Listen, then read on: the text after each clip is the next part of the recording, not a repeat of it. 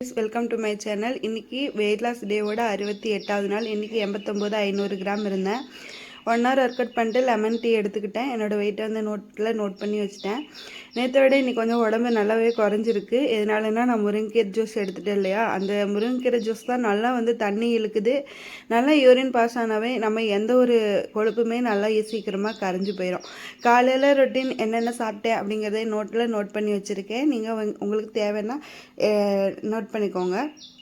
அப்புறம் காலையில் என்னோடய மார்னிங் ரொட்டீன் ஸ்டார்ட் ஆச்சு. இன்றைக்கி வந்து என்னென்னா, முந்தானத்து மாவாட்டி வச்சுருந்தேன் இல்லையா, அதையுமே ஒரு வீடியோ போட்டிருந்தேன். அந்த மாவு வந்து நல்லா புளிக்கலை. நான் வந்து எடுத்தோடனே ஃப்ரிட்ஜில் வச்சுருவேன். மாமாவுக்கு வந்து புளிச்சிருந்தா பிடிக்காது. அதனால் வந்து எப்போதுமே நான் ஆட்டின உடனே ஃப்ரிட்ஜில் வச்சுருவேன்.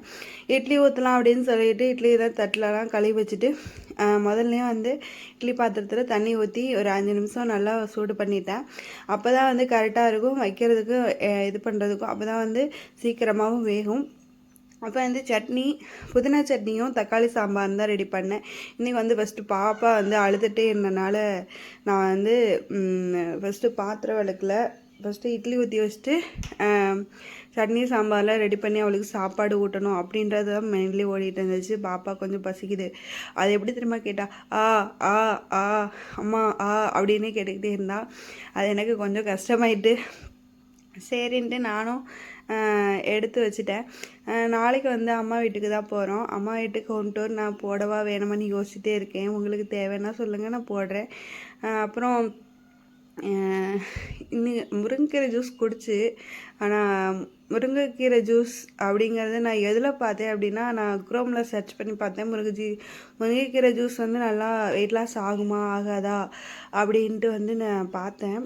நல்லா வந்து வெயிட் லாஸ் ஆகுது. இன்றைக்கி வந்து 3வது நாள். நான் வந்து ஒரு 3 நாளிலே நல்ல ஒரு ரிசல்ட் இல்லையா. நான் என்னோடய வெயிட்லாம் பார்த்துருப்பீங்க இல்லையா, அது நல்ல ஒரு ரிசல்ட்டு. நீங்களும் வெயிட் லாஸ் பண்ணணும்னு நினச்சிங்கன்னா கண்டிப்பாக இந்த முருங்கைக்கீரை ஜூஸை எடுத்து பாருங்கள். கசக்காது. முருங்கைக்கீரை ஒரு கையளவு கொஞ்சமாக அரைச்சி முடிச்சுட்டு கொஞ்சமாக ஒரு ஸ்பூன் தேன் கலந்து கொடுத்திங்கன்னா கபக்குன்னு குடிச்சிருவேன். ஏன்னா அதுக்கு மேலே நம்மளால் முடியாது இல்லையா, ஃபஸ்ட் டைம் குடிக்கிறதுனால ஒரு மாதிரி இருக்கும். அப்புறம் வாஷிங் மிஷின்லலாம் துணி போட்டு விட்டு இது பருப்பு வெந்துடுச்சு, இட்லியும் வெந்துடுச்சு. பருப்புக்கு வந்து கொஞ்சமாக பாசி பருப்பு, கொஞ்சமாக துவரம்பருப்பு சேர்த்து நல்லா வேக வச்சுட்டே, தக்காளி பூண்டு இதெல்லாம் சேர்த்து வேக வச்சுட்டே நல்லா வந்துட்டு அதுக்கப்புறம் புதினா சட்னி ரெடி பண்ணலான்னு வடை சட்டி கொஞ்சமாக அடுப்பில் வச்சுட்டு எண்ணெய் ஊற்றி பச்சை மிளகா 3 சின்ன வெங்காயம், நான் எப்போதுமே சின்ன வெங்காயம் தான் யூஸ் பண்ணுவேன். பெரிய வெங்காயம் போட்டால் ஒரு மாதிரி இருக்கும். அதனால் வந்து 2 தக்காளி கட் பண்ணி போட்டு நல்லா வதங்க விட்டுன்னு நம்ம கட் பண்ணி வச்சுருக்க புதினாவை சேர்த்து ஒரு 5 நிமிஷம், ரொம்ப வதக்கக்கூடாது. போட்டோடனே ஒரு கிளறி விட்டு இறக்கிடணும். புதினா சட்னி சூப்பராக இருக்கும். அப்புறம் வந்து தக்காளி சாம்பாருக்கு நான் கையோடு அது போட்டு இறக்கிட்டேன். நான் கையோடு சீக்கிரமாக செய்யணும் அப்படின்னு சொல்லிட்டு ஒரு அடுப்பில் வச்சுட்டே தான் நான் செஞ்சுக்கிட்டு இருந்தேன். இன்றைக்கி வந்து பார்த்திங்கன்னா பருப்பு எந்திரிச்சில அதை மற்ற வச்சு நல்லா கடகடன்னு கடைஞ்சி விட்டுட்டு கொஞ்சமாக தண்ணி ஊற்றி மத்தி கழுவி எடுத்து வச்சுட்டேன். அப்புறம் வந்து பார்த்திங்கன்னா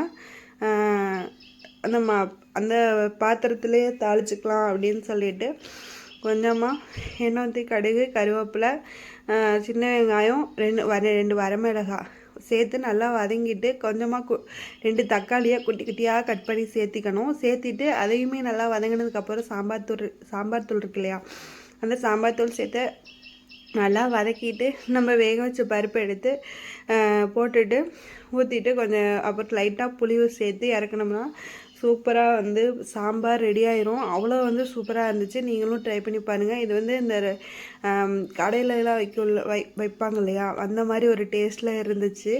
நான் இன்றைக்கி எந்திரிச்சதே ஒரு 5:15 இருக்கும். 5:15க்கு எந்திரிச்சிட்டு லெமன் டீ, அப்புறம் வந்து அவங்க மாமாவுக்கு வர காஃபி, அப்புறம் வந்து பாப்பாவுக்கு பால், இந்த 3யுமே ரெடி பண்ணி வச்சுட்டு தான் ஒர்க் அவுட் பண்ணேன்.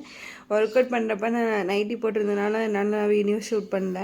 நைட்டி வந்து முன்னாடி விட இப்போ நல்லா நைட்டியெல்லாம் லூஸ் ஆயிடுச்சு இல்லையா, அதனால வந்து சரி அம்மா வீட்டுக்கு எடுத்துகிட்டு போய் பிடிச்சிட்டு வரலாம், மிஷினில் ஒரு ஓட்டிட்டு வரலாம் அப்படின்னு நினச்சிக்கிட்டே இருந்தேன்.